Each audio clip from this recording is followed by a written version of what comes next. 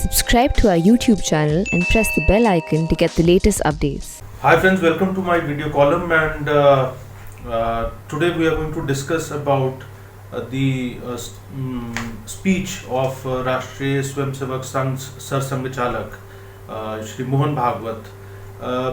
Shri Mohan Bhagwat gave a speech on 15th of May as a part of the 5-day lecture series, and then next day we could see a lot of headlines, and even on the same day after he had given the speech, he delivered the speech at around 4:30. So his speech lasted for about half an hour or so, and most of the media, they kind of, I would say, misinterpreted his statement, and they carried a story that the essence of the story was that Mr. Mohan Bhagwat had said, he was speaking in Hindi, that पहली लहर जो corona की आई उसके बाद शासन प्रशासन और पूरा समाज, हम सभी जो है वो गफलत में रह गए, which if I would translate that the society as well as the administration was caught off the guard. Now many commentators and interpreters and media platforms, so they have interpreted this statement as kind of a nudge, or you can say a snub to the government, and comment on the government's functioning, that they have not performed well, and it's kind of a nudge to, or a snub to Modi government. Before I move to this issue, I think there are a lot of other important things which Mr. Mohan Bhagwat said, so I would mention a few because they're very important. He was, as I said, addressing this lecture, addressing the nation as a part of the lecture series which was organized by a multi-stakeholder organization called COVID Response Team. Now, what are the other important things which Mr. Mohan Bhagwat said? So he said, one, a very important thing, that it isn't time for blame game, and everybody should come together and work together to win over this crisis of COVID-19. Then very important point which he made was that the education of children have been affected and learning gaps need to be fulfilled. And another important point, he said that the economy has slowed down and it might slow down further, so preparation has to be made, and the local artisans, the local workers, so they need to be supported, and we should kind of support them by purchasing goods from them directly. And he also said that families of people who are relatively well-to-do, they should take care of people who work in unorganized sectors and who have lost their jobs, basically, like Delhi, especially those families who survive on daily wages, which their members earn, and many of them have been unemployed because of, as we see, lockdown and curfews across the country in almost all the states. Then another important point he made was that the unauthenticated information shouldn't be shared, and people should consult doctors rather than prescribing medicine for themselves. And he also tried to, I would say, he made another significant point, that which should put an end to this conflict between or the arguments which have been going on between the doctors who practice allopathy and the doctors who follow Ayurveda or other Bharatiya systems of medicines. So he made a significant point saying that all systems of medicine, be it Indian or Western, so they should be used collectively to fight over this crisis. I think this debate should come to an end. This is a very significant point.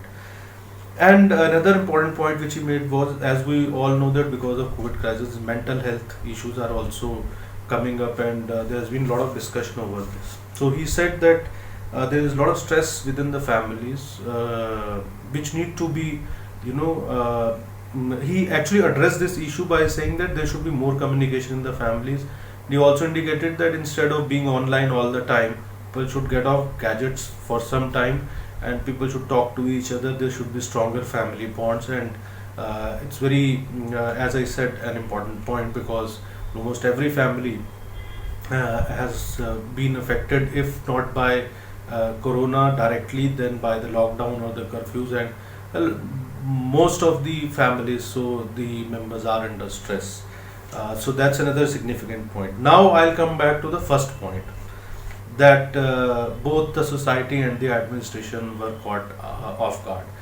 Many newspapers and media platforms and stories, so they have said that government, Mr. Bhagwat has said that held government responsible for complacency.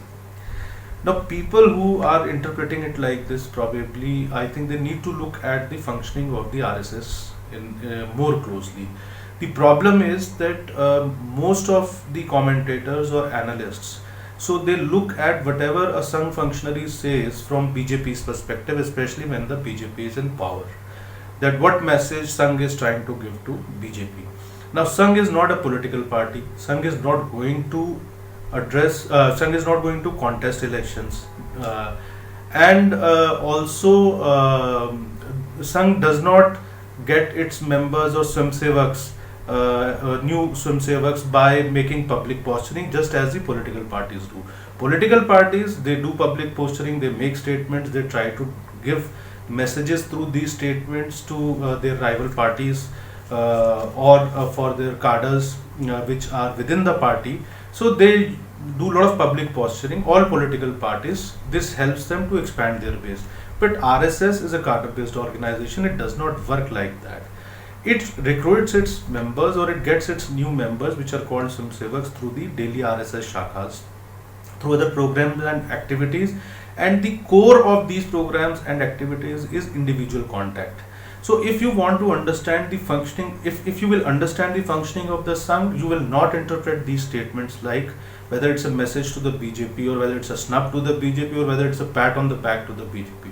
The RSS is too busy with its own organizational work, and especially right now there's a lot of relief work which it has been carrying on due to COVID-19. So it doesn't have to bother about BJP all the time, that whether a message needs to be given. And as I was mentioning earlier, see, the core, in two words, if you want to understand the functioning of the RSS, that is informal relationship. Swamsevaks or members of RSS, they stand by each other through good times and through bad times. This is how this organization works. That is a core. The rest of the functional hierarchies are only there from the utility purpose, but the core is informal relationships. And so there are a lot of swamsevaks which are there as a part of the government, as minister. Even the Prime Minister has been a swamsevak. He's a swamsevak of RSS. So swamsevaks communicate to each other continuously, informally. As I said, it's so Sangh doesn't have to use a public platform, or a Sangh functionary doesn't have to use a public platform if they want to share a view with the government. And Sangh does not believe in sending a message or public posturing. So if we understand all this and stop looking at the RSS or the whatever the RSS functionaries say from the BJP's perspective, then you would be actually able to look at the true essence of what the Sarsangh Chalak said.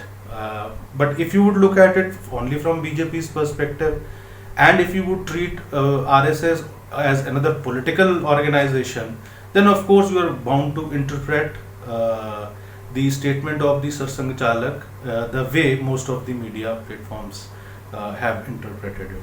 And it's, I would say, a misinterpretation. So I think that's it for today's column, and I will be waiting for your feedback, and I'll soon be with you again with a new subject, with a new topic. Thank you very much.